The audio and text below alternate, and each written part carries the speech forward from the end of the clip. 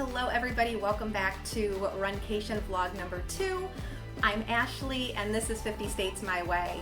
I'm going to share with you a little bit tonight about our amazing runcation that we had after the Charlevoix Marathon and 10K to see what to me is just the most beautiful place in Michigan to go to, along with a side trip on our way back down to Columbus. So when we went to Michigan for our very first runcation adventure, we didn't have a lot of time and we were trying to do it on a budget because we had a couple more races later in the year that we were trying to save for as well.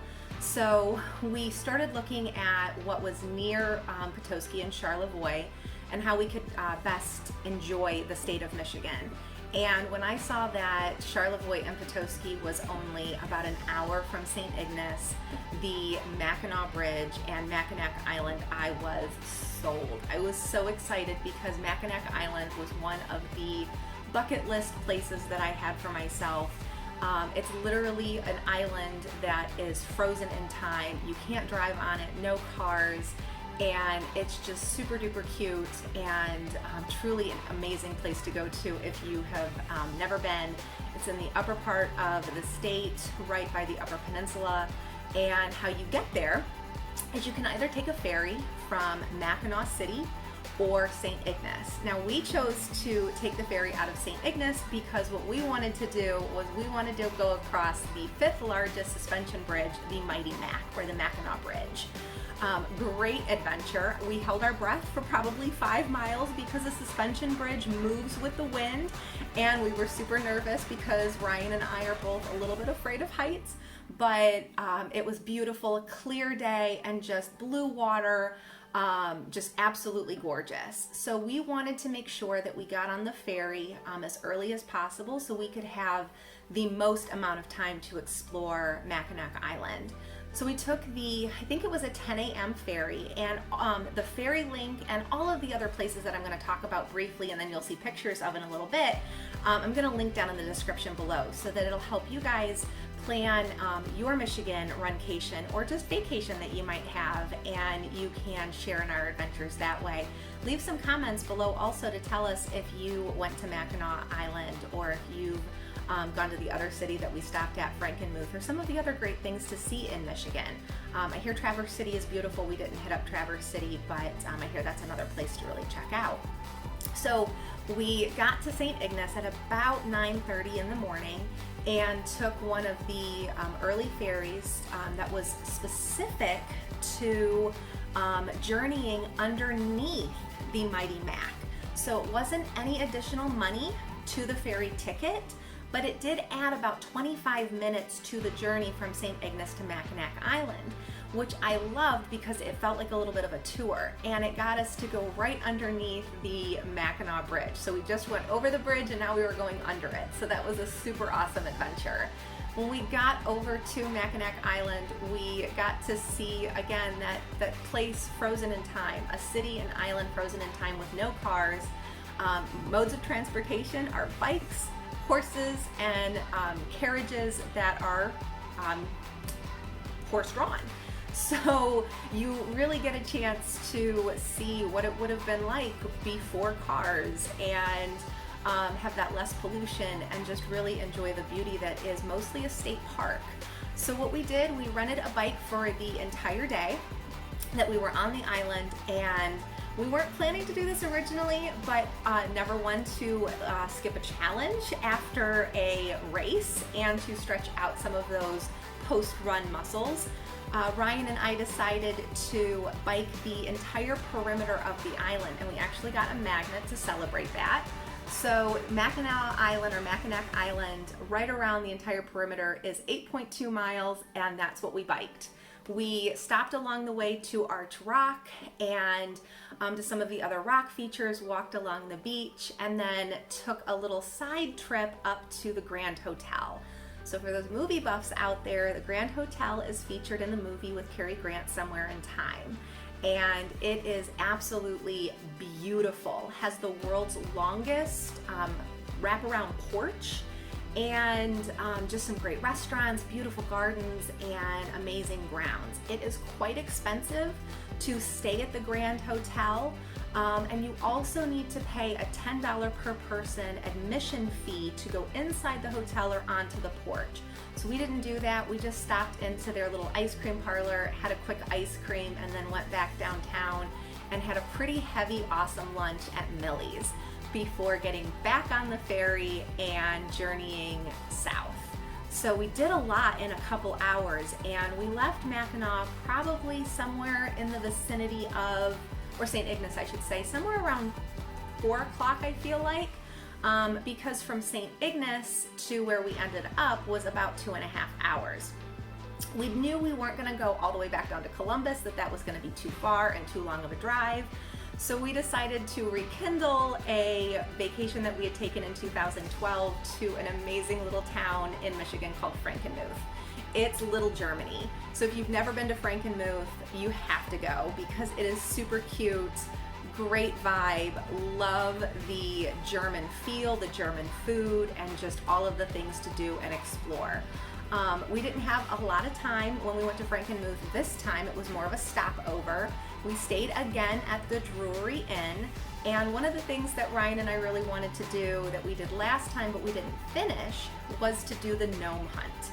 So for free, really designed for kids, but hey, we're kids at heart, is to go around to all of the different businesses, shops, restaurants, hotels, and locations across the city and try to find gnomes. So you take your papers and you write down the location where you found it, the name of the gnome, and for every 10 or so gnomes, a child can bring it back to the Frankenmuth Visitor Center and can get a prize. Well, we knew we wanted to find them all. So we asked the visitor center representative, about how many do you think there are? Because we had the map and we knew that there were a couple that weren't even on the map. And she said she was like somewhere around 50. We were like, okay, challenge accepted. We had our kickback at the hotel instead of dinner because we had a heavy lunch, and we embarked and set out on finding as many gnomes as possible that night and then the next day. Had a quick lunch, kept looking for those gnomes, and I'm happy to report challenge accepted, challenge accomplished. Ryan and I were able to successfully find, photograph, and document all 53 gnomes hiding inside of Frankenmuth, and we were very excited to take our paperwork and our pictures back to the Frankenmuth Visitor Center, and we shocked them because they had never seen anybody actually accomplish what we did. So woohoo, go us! On our 50 States adventure, we definitely did something really great and really fun. I am going to also leave a couple links below to some of the other places that we did in our 2012 trip to Frankenmuth that we didn't do this time. We went to the Military Heroes Museum, we went to Grandpa Tiny's farm, and just, Frankenmuth is a really cute location with a lot of great shops. The best shop in Frankenmuth, however, is Bronner's. So if you are like me and you love Christmas, this is the store for you. Now, Ryan keeps me on a little bit of a budget when we go inside of Bronner's because I might have a little bit of an ornament addiction, not gonna lie. But it is amazing. Again, the world's largest Christmas store. It is Christmas Central. They have Christmas ornaments at night. You can drive through their Christmas light location. You can see Santa Claus, and you can shop to your heart's content with all of the different ornaments for every type of occasion possible. So one of the things that Ryan and I are actually doing for our Runcation adventures, and I'll probably do a video about them in the future so you can see all of them, maybe closer to Christmas, is we're actually getting an ornament from each location to commemorate either something about the state or something about the run that really shows that, very similar to a medal, this was the state accomplished. So for Michigan, it is a Petoskey stone from Petoskey that's in the shape of the state of Michigan, and we're creating a running tree in addition, not in substitution, in addition to the other Christmas tree that we have. And I'm not gonna lie, I did add a few ornaments both times in 2012 and in 2018 to our tree from our Bronner's trip. We also got a couple Christmas gifts for some people in our family, which was just amazing. So let's take a minute and look through some of our picture clips from both Mackinac Island, the ferry ride over, our bike riding adventure, and then our gnome hunt and Christmas store shopping spree at Bronner's and in Frankenmuth for the rest of our video, and our little glimpse of what our mini Runcation tour to Michigan was back in 2018. And I'm so happy to share it with everybody. So yeah, stay tuned and let's see some of those clips.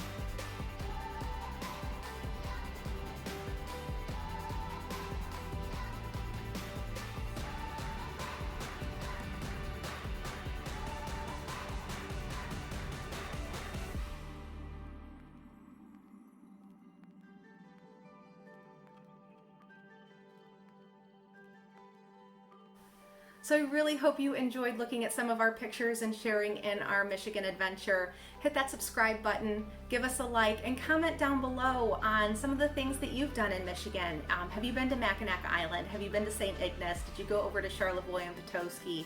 What was it like for you in Frankenmuth when you went and looked for the gnomes? We want to hear from you as well. We want you to share in our adventure, and we can't wait to set off on our next state, which will be coming up.